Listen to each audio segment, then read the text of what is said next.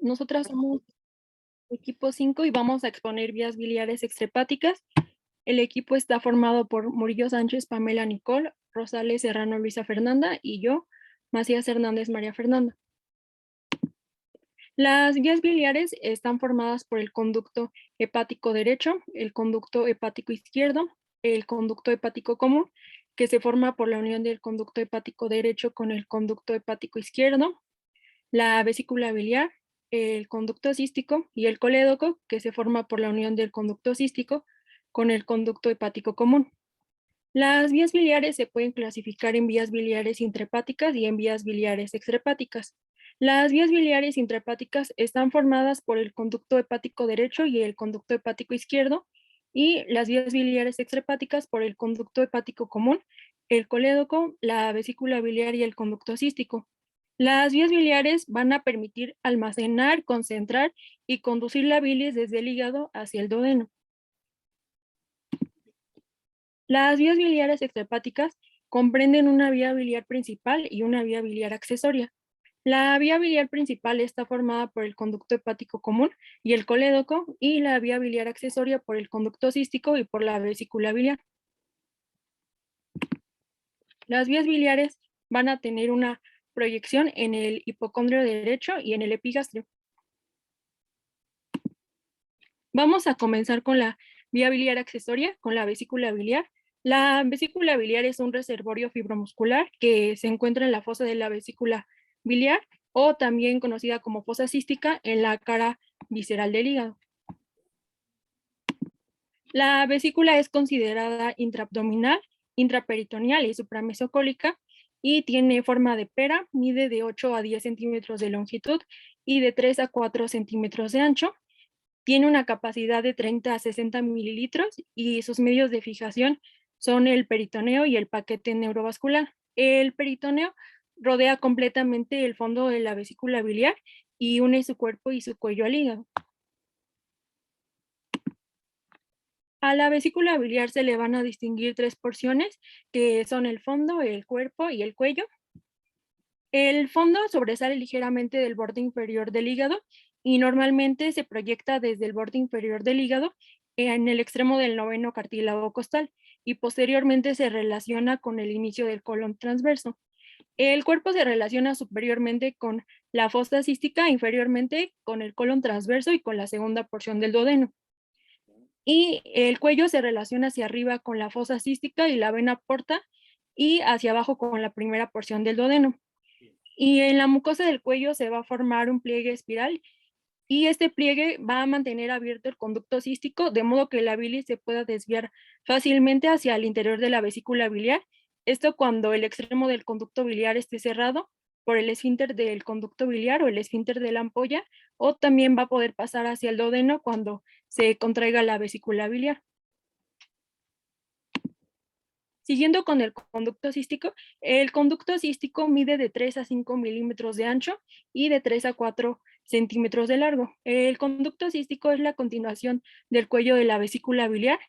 El conducto cístico pasa entre las hojas del momento menor y generalmente es paralelo al conducto hepático común, al que se va a unir para formar el conducto biliar, también conocido como colédoco. La irrigación de la vesícula biliar y el conducto cístico está dada por la arteria cística, que se origina de la rama derecha de la arteria hepática propia. La arteria hepática propia se origina de la arteria hepática común, y la arteria hepática común del tronco celíaco. Y aquí se va a formar un triángulo entre el conducto cístico, el conducto hepático común y la cara visceral del hígado, al que se le conoce como triángulo cistohepático o triángulo de Calot. Para el drenaje venoso existen dos vías, una vía superficial y una vía profunda. La vía superficial es a través de las venas císticas, que van a terminar en la vena porta, y la vía profunda en venas que drenan en las ramas de la vena porta intrahepática, y estas van a constituir venas porta accesorias. El drenaje linfático de la vesícula biliar es a través de los nódulos linfáticos císticos, que estos se localizan cerca del cuello de la vesícula biliar y drenan en los nódulos linfáticos hepáticos, que van a drenar en los nódulos linfáticos celíacos.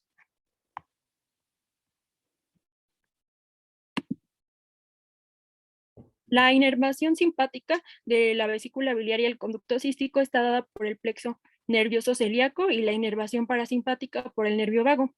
También la vesícula biliar puede recibir inervación sensitiva por el nervio frénico derecho. La inervación simpática va a favorecer el almacenamiento, relajar la pared de la vesícula biliar y contraer los esfínteres, y la inervación parasimpática va a favorecer la contracción de la vesícula biliar y relajar los esfínteres. Después continuamos con el conducto hepático derecho e izquierdo. La bilis es elaborada en el hígado y es evacuada por los conductos biliares. Este sistema de conductos primero es intrahepático y los conductos que provienen de los segmentos hepáticos se van a reunir para constituir el conducto hepático derecho y el conducto hepático izquierdo. El conducto hepático derecho surge anterior a la rama derecha de la vena porta y el conducto hepático izquierdo se origina anteriormente a la rama izquierda de la vena porta. Estos conductos se van a unir para formar el conducto hepático común. El conducto hepático común tiene un diámetro de 4 a 5 milímetros y una longitud de 3 a 4 centímetros. Este, como ya lo dije, se forma por la confluencia del conducto hepático derecho con el conducto hepático izquierdo. Este desciende oblicuamente en sentido inferior, algo a la izquierda y un poco posteriormente a lo largo del borde libre del aumento menor.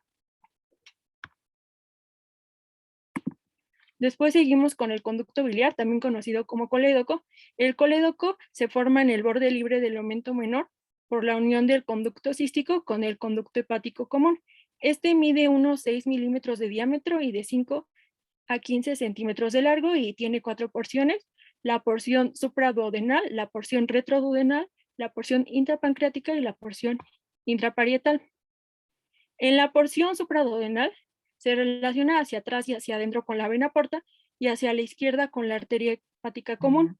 Luego el colédoco pasa por detrás de la primera porción del duodeno para llegar a la cabeza del páncreas. Después el colédoco perfora el tejido pancreático a nivel de la parte posterior de la cabeza y aquí va a entrar en contacto con el conducto pancreático principal. Ambos conductos, el colédoco y el conducto pancreático principal, van a discurrir oblicuamente a través de la segunda porción del duodeno y se van a unir para formar la ampolla hepatopancreática o ampolla de Vater. El extremo distal de la ampolla va a desembocar en el duodeno a través de la papila duodenal mayor y esta región terminal va a estar rodeada por el esfínter de la ampolla o esfínter de Oddi. Y aquí también se va a localizar otro esfínter, que es el esfínter del conducto colédoco o esfínter de Boide. Cuando el esfínter se contrae, la bilis no puede entrar en la ampolla ni en el duodeno y en consecuencia la bilis se regresa hacia la vesícula biliar a través del conducto cístico para ser concentrada y almacenada. Las arterias que irrigan al conducto biliar son la arteria cística, que irriga la porción proximal del conducto, la rama derecha de la arteria hepática propia, que irriga la parte media del conducto, la arteria pancreatoduodenal superior posterior y la arteria gastroduodenal, que estas van a irrigar la porción retroduodenal del conducto. El drenaje venoso de la porción proximal del conducto biliar y de los conductos hepáticos suele drenar directamente en el hígado, y la vena pancreatoduodenal superior posterior drena la porción distal del conducto biliar y esta drena en la vena porta. Los vasos linfáticos del conducto biliar pasan hacia los nódulos linfáticos císticos que se localizan cerca del cuello de la vesícula biliar, los nódulos linfáticos hepáticos y los nódulos linfáticos celíacos. Y la inervación simpática está dada por el plexo nervioso celíaco y la inervación parasimpática por el nervio vago.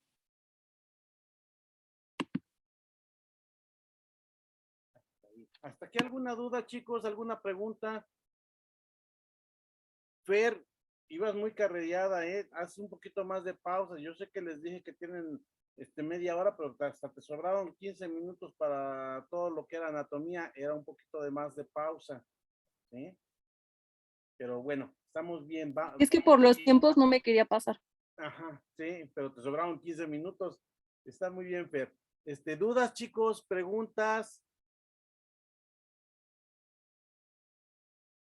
No, ¿Nadie? doctor. No, ¿Todo doctor. bien? No, está- ¿Segurísimos? Está muy completa la información que nos acaba de dar Fer, ¿sí? Pero sí me gustaría que lo repasaran y que vieran si hay alguna duda, algo que quieran que comentemos con respecto a la anatomía. ¿Todo bien?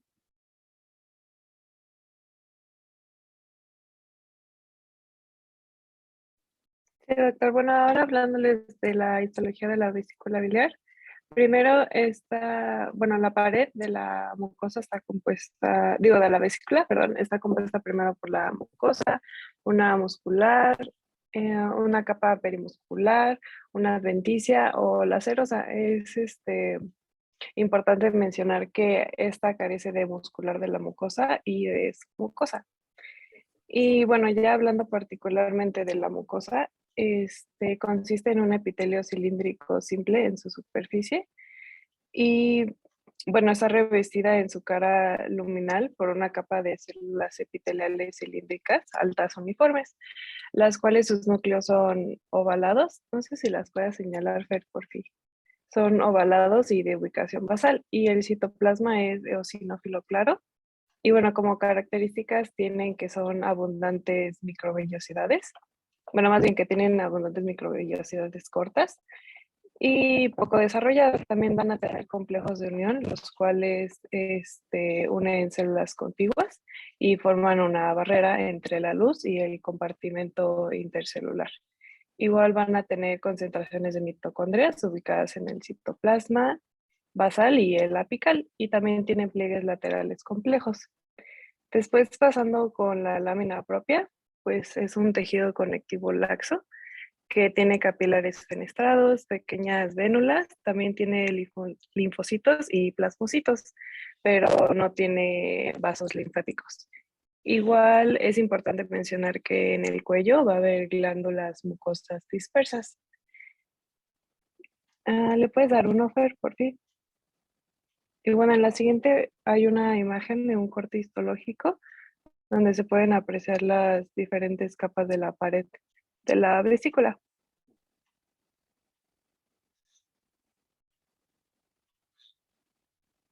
Vemos ahí su epitelio, que es un epitelio columnar alto, muy parecido al epitelio absortivo digestivo, ¿sí? Aquí la única diferencia es que es un epitelio más alto, más columnar, pero también presenta su borde en cepillo que es para favorecer la absorción de sustancias.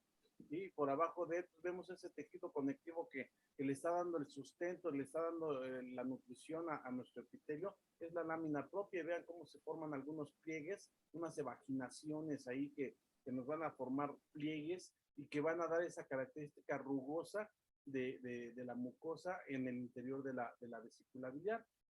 También vemos aquí que en ocasiones se pueden llegar a formar estas estructuras que no las marcaron aquí en la diapositiva, pero si ustedes ven este tejido que está aquí rosadito en la lámina propia, como si fueran unas cavernitas, esos son los llamados senos de Rokitansky, ¿sí? En ocasiones se llegan a formar por invaginación del epitelio hacia la lámina propia.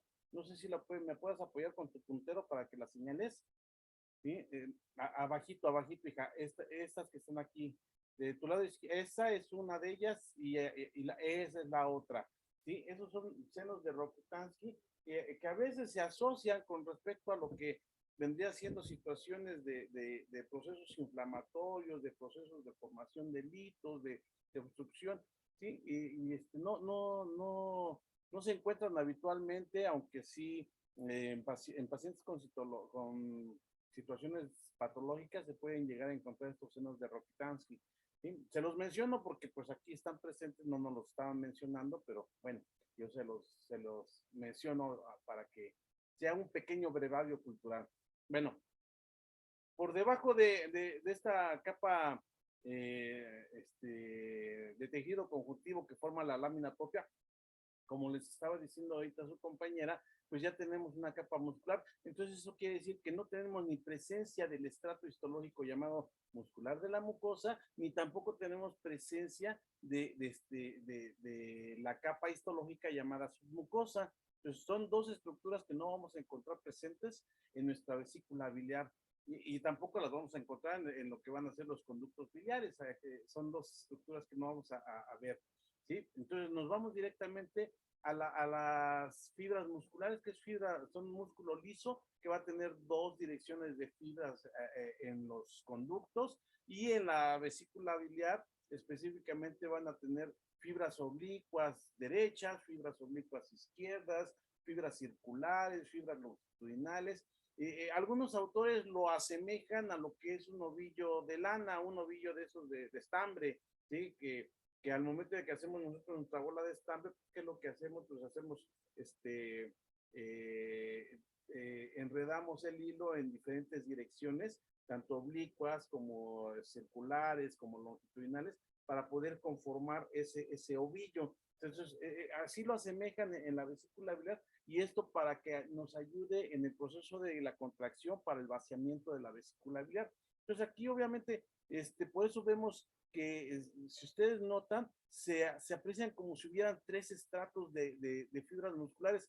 Uno superior que se está dosando aquí inmediatamente, si me apoyas con tu puntero, que se está dosando inmediatamente arriba, hija, arriba, esa es lámina propia, ese que está ahí, se está dosando inmediatamente a la lámina propia, ¿sí? Por debajo de ese encontramos como si fuera un espacio claro y otra dirección de fibras que se pareciera como si fueran oblicuamente, ¿sí? Y por abajo vemos nuevamente otra disposición de fibras que se están presentando. Esto nos está dando a entender que estamos viendo un corte histológico de la vesícula. ¿Por qué? Porque tenemos diferentes direcciones de fibras musculares.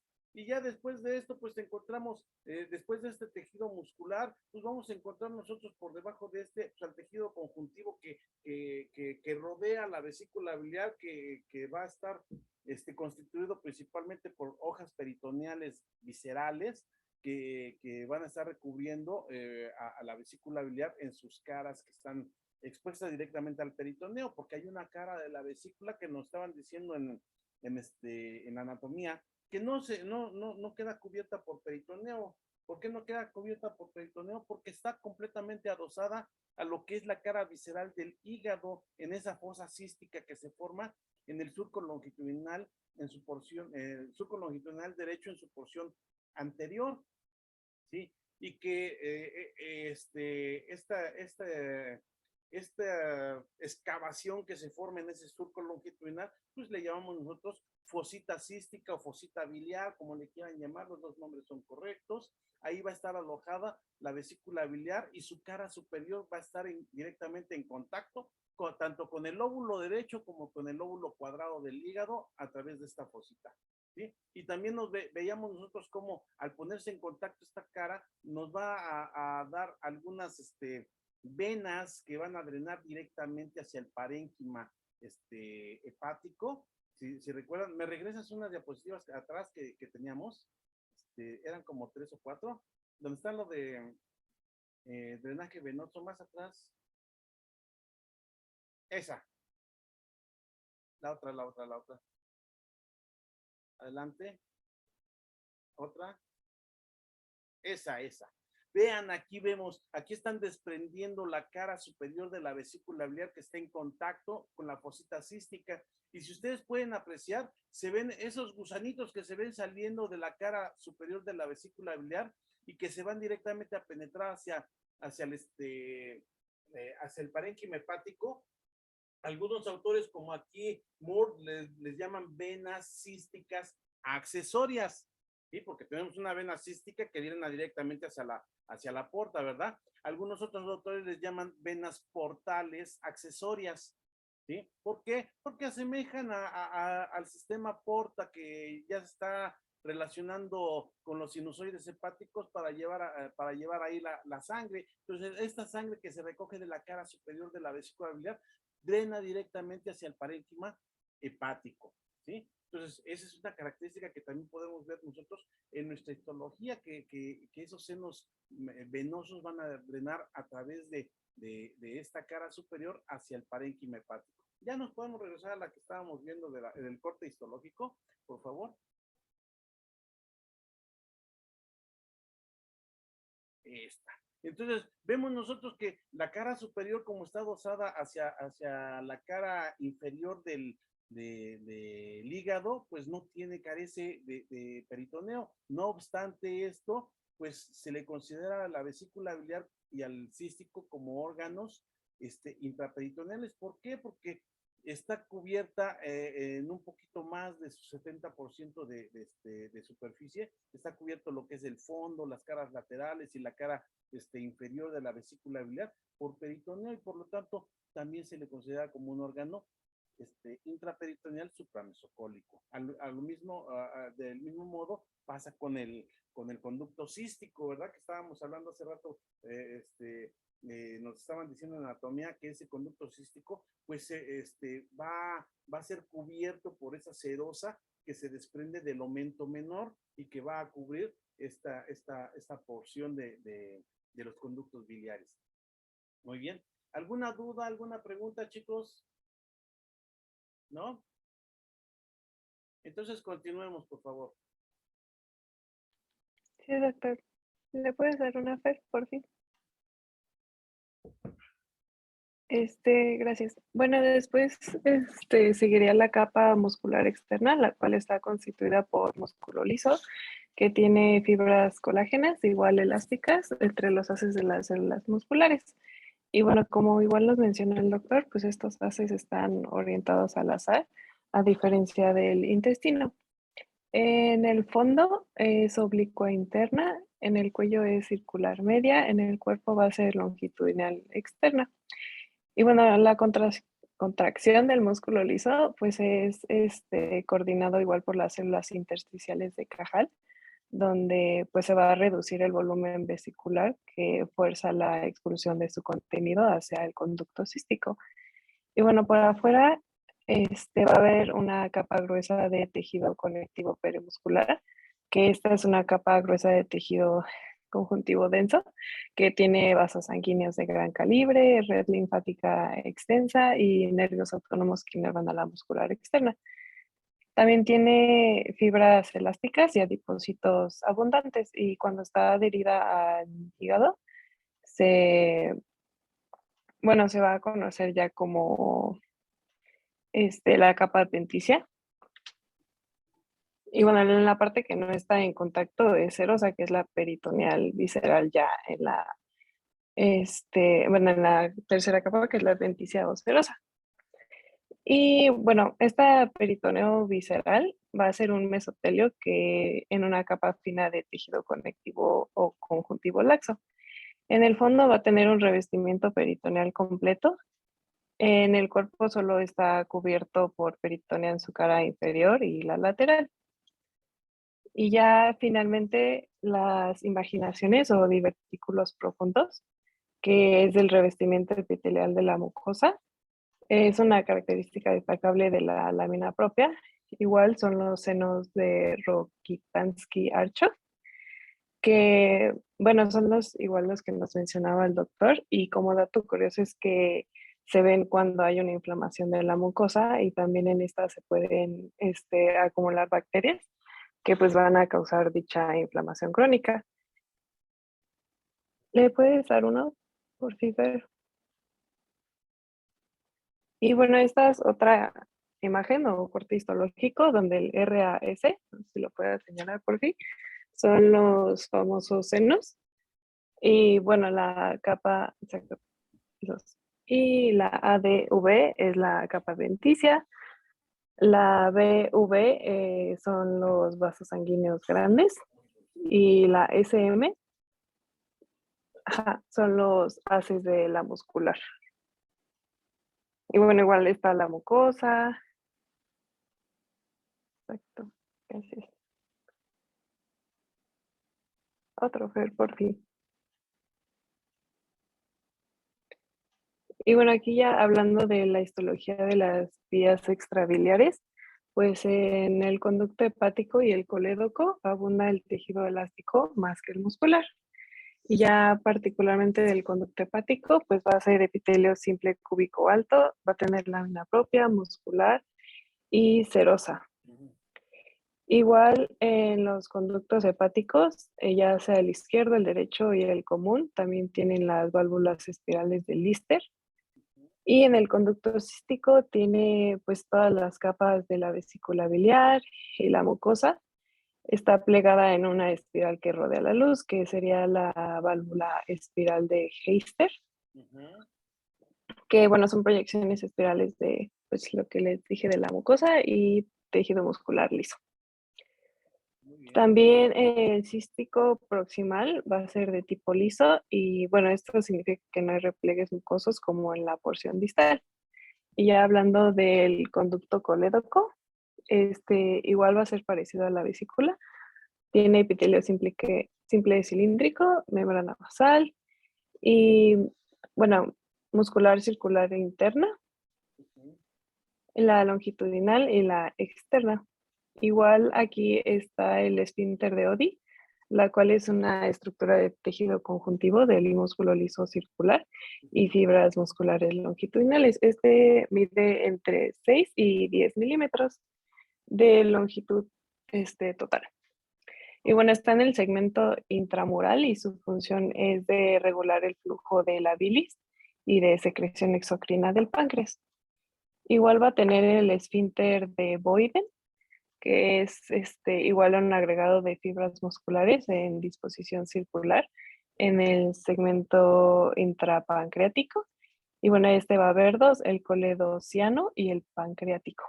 Muy bien. Si me puedes regresar una diapositiva que nos mostraba la ampolla de Vater en anatomía, para que te apoyes en esta, diciendo, ahí mira, ahí está, perfectamente se puede ver cómo, miren, si me apoyas con tu puntero, vamos a ver, en primer lugar, la porción terminal del colédoco, esa estructura verde que vemos nosotros ahí, vemos cómo la última porción antes de que se una con el pancreático principal está rodeada por el músculo circular.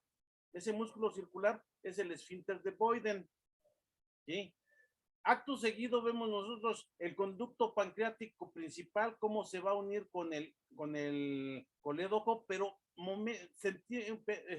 milímetros antes de unirse al colédoco, vemos también cómo se forma ahí un esfínter muscular, arriba, del lado derecho, ahí donde, mira, fíjate, si te vas al lado derecho, dice esfínter del conducto pancreático, que es inconstante. Realmente no es tan inconstante como tal, pero bueno, aquí lo pone la tablilla como que es inconstante. Es exactamente. Ese que nos está apuntando ahorita el puntero, ese es nuestro esfínter pancreático principal o esfínter de Wilson, ¿sí? Que va a estar regulando el paso, el flujo del jugo pancreático hacia la ampolla de Vater. Entonces tenemos estos dos primeros esfínteres. Y después nos decía Pam que se forma ya de la unión de los dos conductos, nos va a formar lo que es la ampolla de Vater, esa estructura más anchita que vemos después de la unión de los conductos, ¿sí? Y que se va estrechando paulatinamente hasta llegar a la carúncula mayor. ¿Qué es la carúncula mayor? La carúncula mayor no es otra cosa más que un repliegue mucoso que está cubriendo a la papila duodenal mayor. En la papila duodenal mayor es esa estructura como si fuera un volcancito que se va a formar, ahí donde tiene el puntero ahorita apuntando, que sería un cilindro, más bien una pirámide cónica con vértice truncado, y vemos en el vértice que está el orificio de Oddi o el orificio de la ampolla de Vater, que se abre específicamente a través de esta papila duodenal mayor hacia la luz del intestino, hacia la luz de la segunda porción de duodeno. Bueno, pues vemos nosotros aquí que nos están diciendo que el esfínter, si ustedes se fijan, el esfínter de la ampolla hepatopancreática, nos lo marcan como que es toda esta estructura que va desde que empieza el ensanchamiento de la formación de la ampolla de Vater hasta el vértice de la desembocadura en el orificio de Oddi. ¿Sí? Sin embargo, realmente el esfínter nada más son esas dos fibras que están rodeando al esfínter en la porción terminal. ¿sí? Y si haces un poquito hacia la izquierda tu puntero, ese sería, esa es la papila duodenal mayor. Y lo oscuro que vemos en el centro sería el orificio de Oddi o el orificio bacteriano, ¿sí? Y las dos fibras musculares que están hacia la derecha, rodeando a todo lo que es la papila duodenal, sería el esfínter de Oddi, ¿sí? O esfínter bacteriano. Entre estos tres esfínteres que acabamos de mencionar, que van a ser el de Boyden, el pancreático principal y el bacteriano o de Oddi, estos van a ser los esfínteres que nos van a estar ayudando en el proceso de llenado y de vaciado vesicular, ¿sí? Y obviamente nos van a dar la oportunidad de estar teniendo el flujo biliar y pancreático hacia la segunda porción de duodeno para llevar a cabo los procesos de digestión. Entonces, quería que vieran esto para que se quede bien grabado cómo tenemos esa formación muscular de la unión del colédoco con el pancreático principal para formarnos la ampolla de Vater, que es esta estructura triangular que se ve ensanchada una vez que se unen, pero como también tienen los esfínteres que le está regulando el paso del flujo biliar y pancreático hacia la ampolla de Vater y a su vez en el orificio de desembocadura de la ampolla de Vater hacia la segunda porción de duodeno. ¿Ok? ¿Hasta aquí alguna duda, alguna pregunta, alguna aclaración? Que es básicamente lo que Pam nos estaba explicando hace un momento, en el cuadro que puso ahí explicándonos las estructuras musculares que se estaban formando. Prácticamente esta imagen nos la está demostrando perfectamente. ¿Alguna duda, alguna pregunta, chicos? ¿No? Pues continuemos, Pam.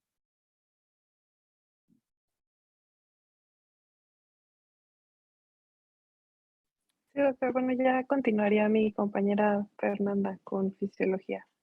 Entonces, adelante. Entonces, continuemos, por favor. Sí. Bueno, ahora les voy a hablar sobre la fisiología. En cuanto a las funciones principales, va a ser la concentración y almacenamiento de la bilis, de la vesícula biliar. También sus funciones son la digestión y la absorción de las grasas a través de los mecanismos de emulsión y absorción. En cuanto al llenado vesicular, el llenado de la vesícula biliar, perdón, va a tener un llenado durante el ayuno que se genera en dos fases. La activa, que va a ser dependiendo del volumen de vaciamiento, y la pasiva, que va a ser con el volumen de agua absorbida por la mucosa de la vesícula biliar. Y entre estos periodos de llenado estarán interrumpidos por periodos muy breves de vaciamiento parcial. En cuanto a las válvulas de Henster, se direccionan la bilis hacia la vesícula biliar y las válvulas de Lister evitan el paso de la bilis hacia el hígado. Y en cuanto al esfínter de Oddi, aumenta su resistencia produciendo un llenado retrógrado de la vesícula. ¿Sí me escucho bien? Sí, perfectamente. Bueno, y por lo es que me dice que la conexión está inestable. La que sigue, por favor.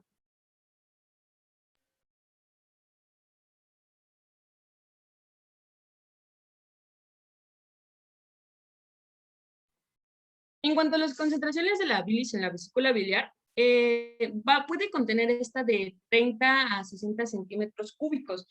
En cuanto a su volumen máximo de la bilis, solo es de 40 a 70 mililitros. Cambia de acuerdo a la bibliografía, pero es variable en cuanto a 40 a 70. La vesícula biliar también absorbe el agua, el bicarbonato, el sodio y el cloro. Y la absorción del agua provoca que se concentre la bilis, así como la bilis concentrada se denomina bilis vesicular. La siguiente, por favor. Esta también, aparte de las funciones que les mencioné, pues, se dice que tiene una función de reservorio. El reservorio de la bilis hepática, transparente y piriforme, es de color azul verdoso y puede contener, como ya les había mencionado, de 30 a 60 centímetros cúbicos. Va a controlar las acciones de bioactividad y toxicológicas de los ácidos biliares y esta va a estar justificada por sus acciones básicas de almacenamiento, tanto protección, regulación, eliminación, control y mantenimiento de la homeostasis de los componentes de la bilis vesicular que contribuyen a mantener la integridad anatomofuncional del tracto digestivo. En las imágenes se puede observar, y también en anatomía ya hablamos sobre la forma de la vesícula, entonces por eso también se refiere que es como un reservorio, aparte de las funciones que ya les mencioné. La siguiente, por favor. Esta es una tablita que viene en el libro Guyton de fisiología, y es en cuanto a los componentes de la bilis. Va a tener, como ya les había mencionado, aguas, sales biliares, bilirrubina, colesterol, ácidos grasos, lecitina, sodio, potasio, calcio, cloro, y también vamos a tener lo que es la bilis hepática y vesicular, y estas son las concentraciones que tienen cada una. Si gustan pueden tomarle captura para que la tengan en sus apuntes. La que sigue, por favor. En cuanto a la regulación neuroendocrina, lo puse en 4 pasos, perdón, y esta va a tener presencia en el duodeno de proteínas y lípidos, y también estimula las células de las glándulas intestinales para secretar la hormona colecistocinina. La vesícula biliar y los esfínteres presentan receptores para la colecistocinina y estimula también esta misma el fondo de la vesícula biliar, generando movimientos de vaciamiento en forma simultánea a los esfínteres de Boyden y de Oddi que se abren. Y la bilis vesicular sale a la segunda porción del duodeno. El vago colabora con la acción de esta misma hormona. En la imagen se pueden observar los esfínteres que les mencioné, que son los de Boyden y los de Oddi. Si los puedes señalar, Fer, te lo agradecería. Oddi. La que sigue, por favor. Y para hablar del parasimpático, vamos a tener que tiene un efecto estimulatorio sobre la secreción biliar y aumenta la contracción de la vesícula biliar, ¿no? También actúa fundamentalmente durante la fase cefálica y gástrica de la regulación. Puede señalar, bueno, es el recorrido del nervio vago que va a tener, y también va a estar innervado a la vesícula biliar. La siguiente. Ahora hablando más de esta hormona que ya les mencioné, que también se puede denominar pancreosimina o colecistocinina. Colecistoquinina es correcto. Y su fracción pancreosimina que actúa sobre páncreas. ¿Qué más, hija? Bueno, esta hormona va a ser producida en el intestino delgado, en el duodeno y en el yeyuno por las células, aunque también se libera como un neurotransmisor en diferentes regiones de la corteza cerebral. Y esta es una hormona polipeptídica secretada por el estímulo del quimo, que va a provocar la contracción de la vesícula biliar, como ya se los había mencionado, y también la secreción pancreática, como decía el doctor. También se libera la colecistoquinina en el sistema nervioso, en el hipotálamo, en el córtex, en la amígdala, en el hipocampo, en el tálamo, donde va a actuar como un neurotransmisor. La siguiente, por favor. Y ya por último, hablaremos sobre los estímulos que van a provocar la liberación de bilis y de las vías extrahepáticas. Vamos a tener, en primer lugar, la grasa alimenticia. Al penetrar con el intestino delgado, esta extrae de la mucosa intestinal la hormona que ya les mencioné, la colecistocinina, especialmente en las partes altas del intestino delgado. Y esta colecistocinina, a su vez, va a ser absorbida y pasa a sangre. Entonces, al llegar a la vesícula biliar, va a producir una contracción específica de la musculatura. Entonces, esto va a brindar la presión que manda la bilis hacia el duodeno. Este sería uno.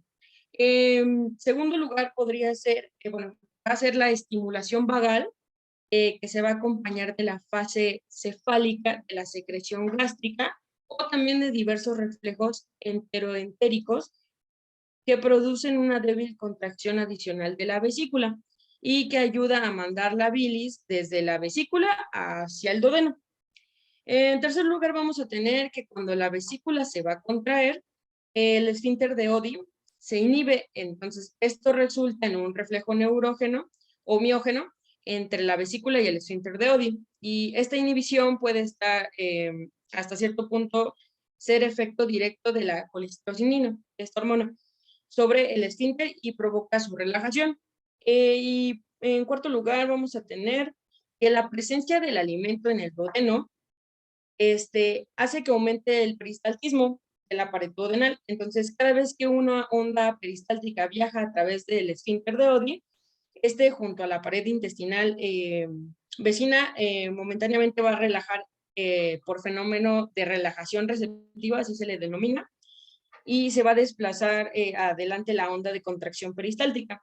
Entonces, si la bilis está en el colodeco, hace más bien una presión suficiente que penetra en el duodeno y provoca, de cierta manera, poca cantidad, ¿no?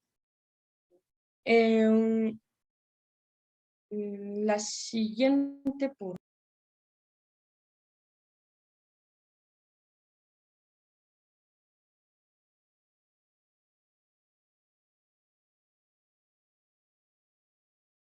¿Ya sería todo?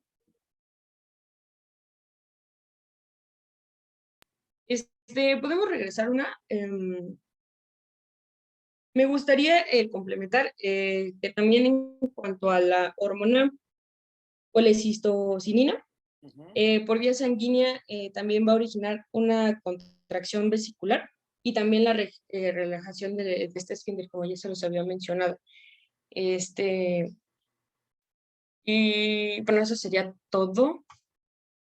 Bien, mira, bueno, como le está diciendo ahorita tu compañera, y ya lo había mencionado también el doctor Campos en clases anteriores cuando estábamos hablando de neuroregulación, tenemos dos aspectos que van a estar brindándonos esa oportunidad de estimular a nuestro sistema biliar. Uno de ellos es el sistema nervioso.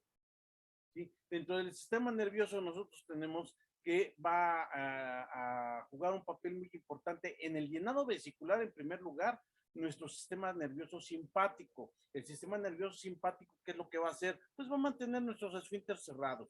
¿Sí? En el momento de que mantiene nuestros esfínteres cerrados, pues esto también va a estar generando que toda la producción de bilis que se está generando en el hígado, que es aproximadamente de 450 mililitros en 24 horas, bueno, pues esta bilis, pues obviamente nos dicen, se almacena en algún lugar. ¿Dónde se va a almacenar? Pues en la vesícula biliar, pero la vesícula biliar nada más puede almacenar aproximadamente 60 mililitros de bilis. Entonces, ¿qué pasa con el resto de la bilis que se está produciendo?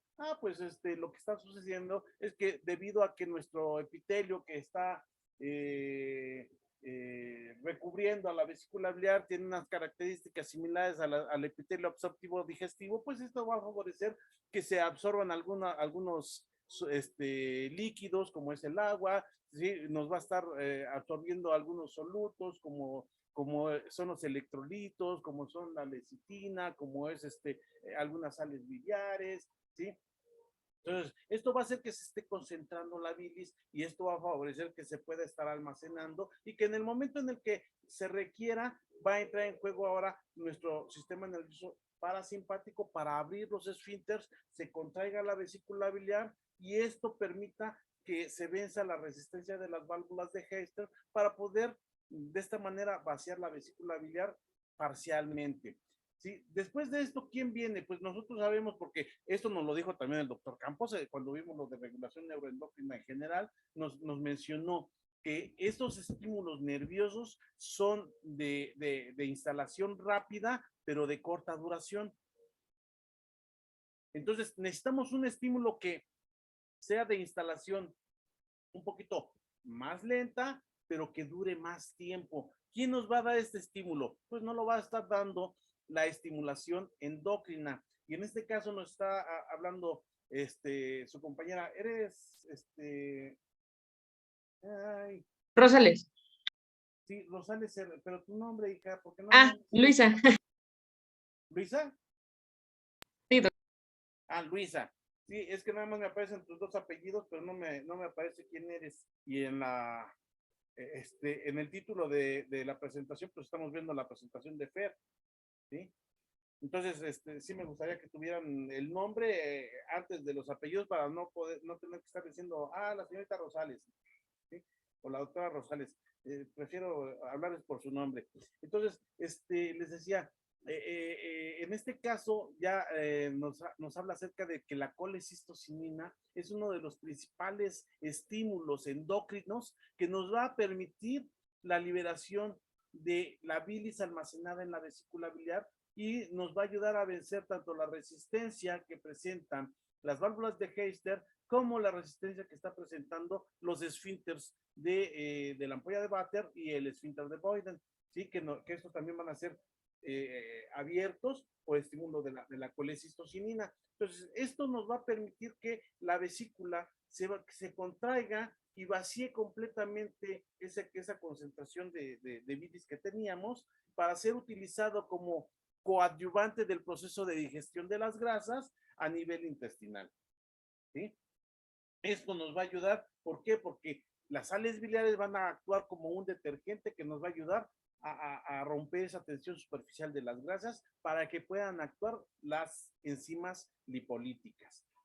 Acto seguido, ¿qué es lo que va a pasar? Pues entonces, como el hígado sigue funcionando, una vez de que ya utilizamos nosotros este estímulo en la etapa digestiva, cabe mencionar que hay dos etapas, un periodo interdigestivo y un periodo digestivo. El periodo interdigestivo es ese en el que está actuando nuestro hígado, nuestro sistema biliar, entre cada una de las comidas y que va a tener una secreción basal que va a estar generando que se empiece a llenar nuevamente nuestra vesícula biliar. Por eso decimos, en 24 horas se está produciendo aproximadamente 450 mililitros de bilis por el hígado y estos 450 mililitros van a estar almacenándose en la vesícula y va a ser vaciada cada vez que tengamos ingesta de alimentos.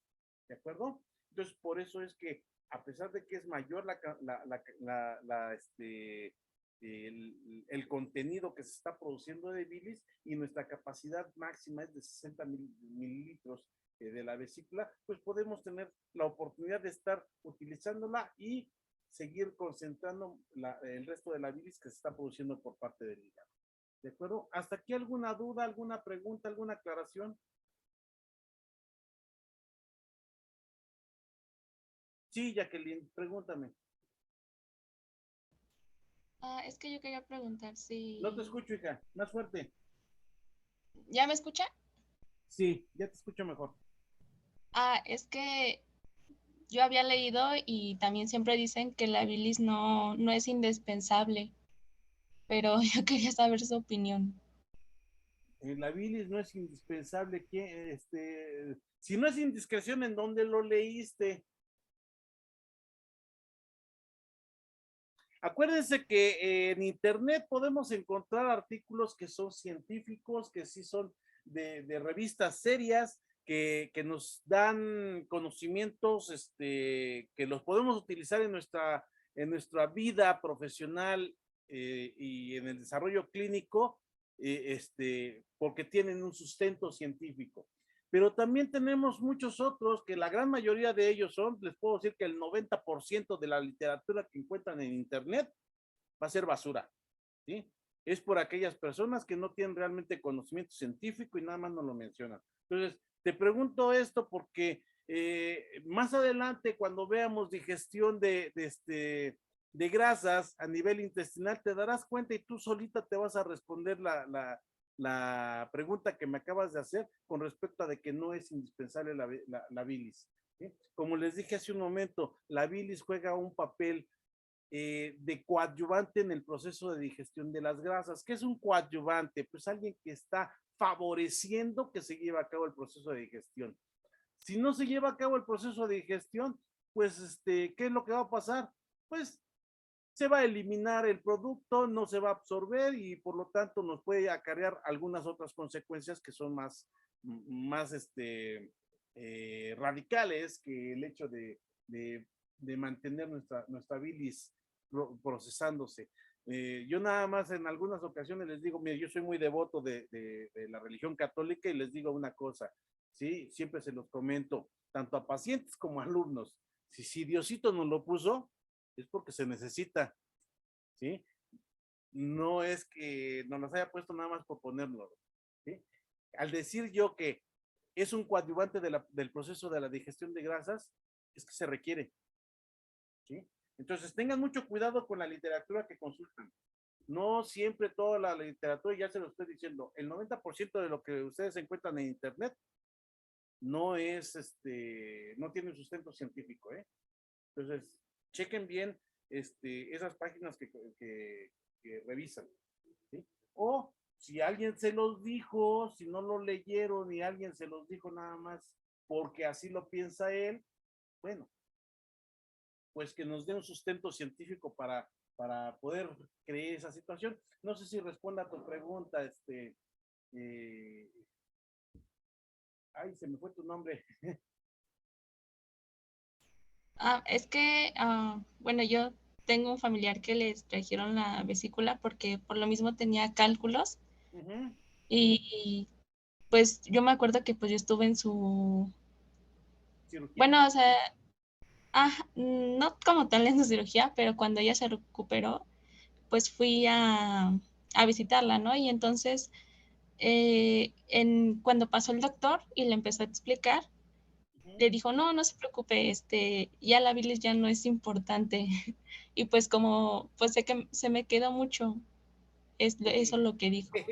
Mira, a veces cuando está uno en la consulta y ustedes lo van a vivir ya que estén en su vida profesional, a veces uno en el afán de tranquilizar al paciente, en el afán de decirle, no se preocupe, va a seguir su vida normal y no va a tener ninguna consecuencia, en ese afán de tratar de tranquilizar al paciente, uno puede decir cosas que a lo mejor no son ciertas, ¿sí?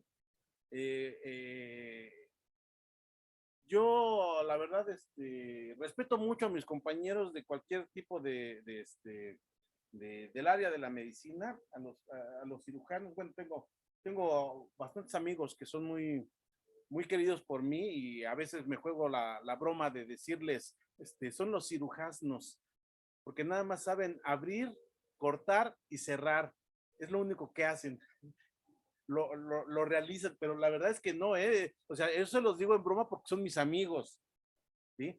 Pero en realidad, mis respetos, porque no cualquiera se atreve a estar teniendo la vida de un paciente en sus manos al estar abriendo una cavidad y retirando una estructura que por algo está ahí, ¿sí? En este caso, pues vamos, la vesícula formó cálculos como la imagen que nos está poniendo aquí ahorita su compañera, pues ahí tiene unas caniquitas en la bolsa, pues entonces, obviamente esas caniquitas en la bolsa, pues a la postre, pues nos pueden generar mayor problema. Pero no, esto tal vez, como te lo estoy comentando, tal vez lo hizo el cirujano en el afán de tranquilizar a tu familiar, ¿sí? La verdad es que no. La bilis tan es necesaria que el hígado, aunque no tengamos vesícula, la sigue produciendo, ¿sí? Todo el tiempo. Si no, entonces retiraríamos el hígado, perdón, y el hígado, pues obviamente, el no tener el hígado, el laboratorio que mantiene la mayor parte de las funciones homeostáticas en el cuerpo humano, pues, si lo retiramos, pues es incompatible con la vida. Cosa que no pasa con la vesícula. Con la vesícula, pues obviamente, nada más estamos quitando un reservorio que nos ayuda para concentrar y que tenga un mejor funcionamiento ese efecto emulsificante de la bilis, ¿sí? Entonces, no te creas eso. Te digo, a veces ya estando como profesional, ya en la clínica, en el afán de tranquilizar al paciente, porque ustedes van a escuchar lo que muchas veces tenemos que ponernos al nivel de comprensión del paciente que tengamos enfrente, ¿sí? Y a veces les puedo decir que a mí me ha tocado, afortunadamente por los puestos que he ocupado, me ha tocado atender hasta secretarios de Estado y aunque se les explique uno con peras y manzanas, no les entiende. ¿Sí? Entonces, a veces tenemos que bajar más el nivel todavía. Entonces, no es verdad eso, hija. No es verdad, la bilis sí es requerida, sí se necesita para llevar a cabo el proceso de digestión de las grasas. Y más adelante lo vamos a ver cuando sus compañeros de intestino delgado, en una semana, nos empiecen a hablar acerca del proceso de digestión a nivel intestinal, y ahí te vas a dar cuenta, se van a dar cuenta todos que es fundamental la función de la bilis para el proceso de digestión de grasas. ¿Alguna otra pregunta?